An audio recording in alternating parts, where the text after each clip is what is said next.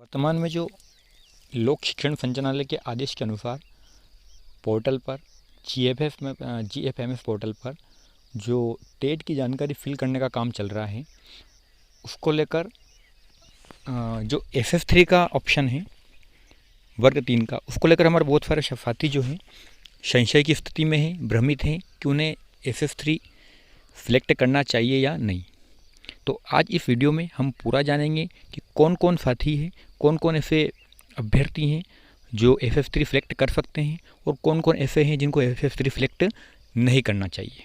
तो चलिए शुरू करते हैं आज का वीडियो और आज जानते हैं कि कौन कौन इसको सिलेक्ट कर सकता है। सबसे पहले हम देखते हैं कि एक स्कोर कार्ड हमारी स्क्रीन पर है। ठीक है, स्कूल शिक्षा विभाग द्वारा जारी स्कूल शिक्षा विभाग मध्य प्रदेश शासन अतिथि शिक्षक प्रबंधन प्रणाली। ठीक है, यहाँ पर आप देखेंगे कि यहाँ पर अभ्यर्थी का नाम दिया गया है, अभ्यर्थी का पिताजी का नाम दिया गया है, ठीक है, मोबाइल नंबर दिया गया है और उसका पता दिया गया है। उसके बाद में हम आगे चलते हैं तो यहाँ पर हम देखेंगे नीचे की ओर जो है सारे सब्जेक्ट जो योग्यताएं हैं वो दी गई हैं।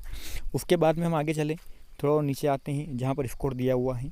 तो अब हमको ये जानना है कि ऐसे अभ्यर्थी जो, जैसे स्कोर कार्ड की अपन बात करते हैं तो ये जीव विज्ञान से कक्षा 12वीं उत्तीर्ण है, इनका कक्षा 12वीं में PCB सब्जेक्ट है। ठीक है,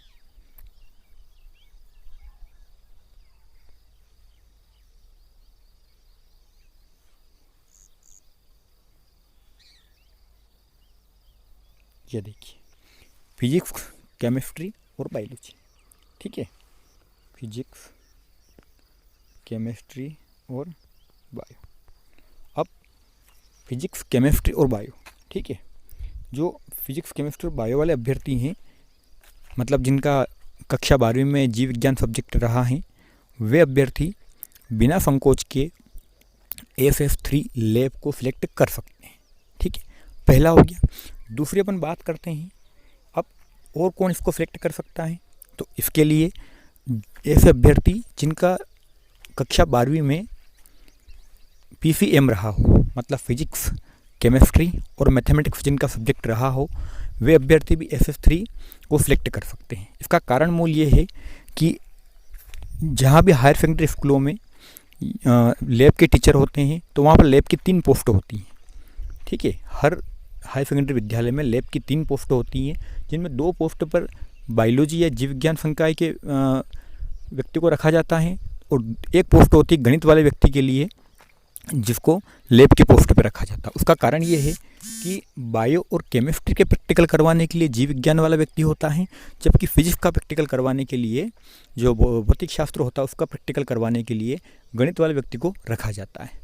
तो पहली चीज़ क्लियर हो गई कि विज्ञान संकाय वाला व्यक्ति, मतलब उसमें मैथमेटिक्स भी आ गया और जीव विज्ञान भी आ गया, ये दोनों व्यक्ति FF3 सिलेक्ट कर सकते हैं। ठीक है, इसके बाद हम आगे चलें तो इसके बाद में नंबर 1 पर हो गया PCB, नंबर 2 पे हो गया PCM।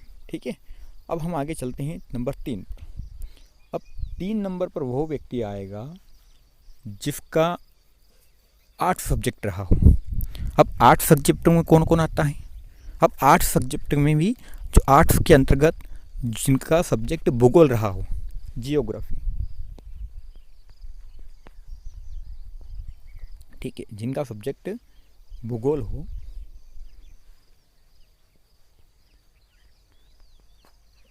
क्योंकि आपको पता होगा कि जो 8 सब्जेक्ट के अंतर्गत भूगोल आता है, जियोग्राफी आता है, उसमें भी प्रैक्टिकल होते हैं।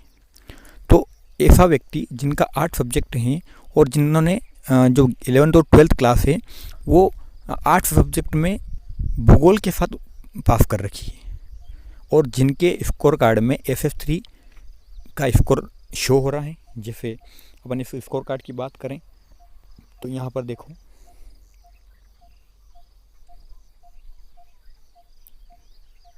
ये FF3 लैब, यहाँ पर FF3 लैब शो हो रहा है।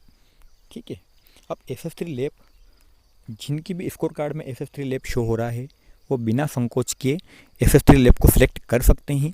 लेकिन जिनके पास में, जिनके स्कोर कार्ड में SF3 लैब शो नहीं है, वे कदापि लैब SF3 सिलेक्ट ना करें, क्योंकि अगर ऐसा करेंगे और अगर उनका PCM, PCB या भूगोल के साथ में उत्तीर्ण नहीं होंगे तो उनका संकुल प्राचार्य के द्वारा वेरिफिकेशन नहीं किया जाएगा, रिजेक्ट कर दिया जाएगा, जिसका सीधा नुकसान अभ्यर्थी को होगा।